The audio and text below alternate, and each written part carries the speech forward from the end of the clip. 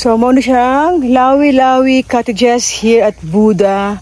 So, if you happen to drop here at Buda area and you want to do camping, so you can spend your night here for only 1,000 pesos, free na siya tent. Or you can rent the tent for 1,000 pesos. So, muna ang view guys sa Lawi-Lawi cottages. So, if you love camping, you will definitely love this place. Kay nice siya, tapos pili ka siya crowded, niya barato na siya, and doon lang siya sa city. It only takes 1 hour from my place.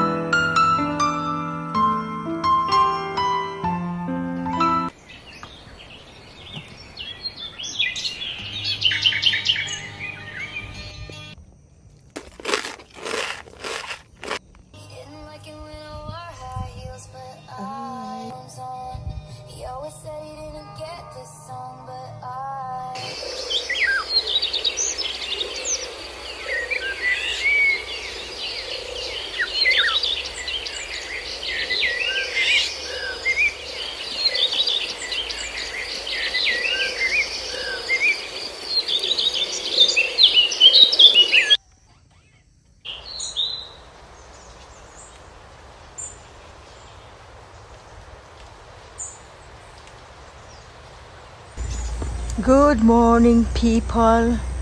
So, muna ang place na gi-overnightan ako.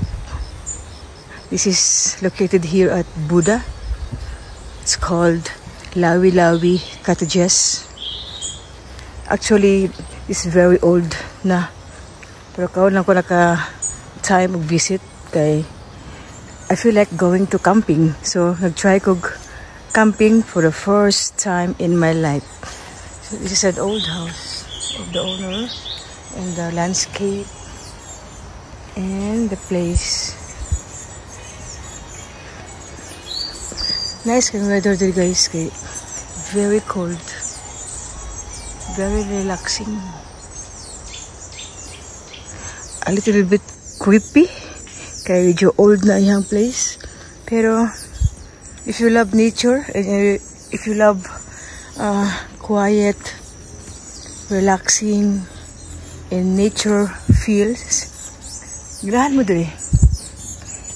Sana po sila diri mga cottages, mga rooms for rent, mga tent for rent, and pwede mo mag-grills, pwede mo mag-spend ng event diri. So, muna ang Lawi-Lawi.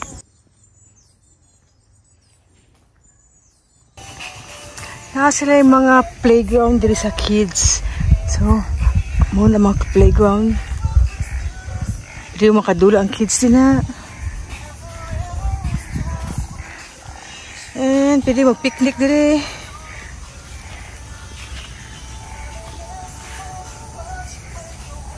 The place is so nice. Purag, exclusive na ako ang place karon ko. Lagi katao-tao. Only me.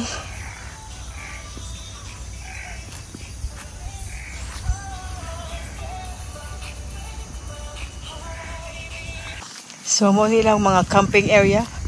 So, you can choose kung gusto mo sa grass or gusto mo din na dapit na overlooking sa view or gusto mo dili. Actually, dangan silang choices. Pwede mo mag-car camp, pwede mo mag-grass camp, pwede mo silang cottage, pwede mo silang room. So, let's go inside this place. So, pwede mo mag-camp din eh. And that camp. That is the old house in the guardhouse sa caretaker. And this is the highway pag musulod ka. So muna siya ang it's lawi-lawi cottages and camping area. Muna siya ang place.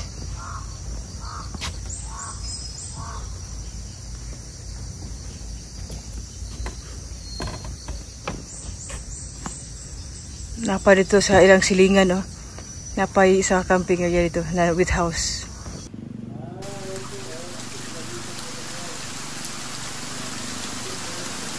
Okay guys, I have to end this vlog, and if you like this short video, please share, comment or like, and don't forget to subscribe, okay? See you in my next one. Have a nice day. Bye.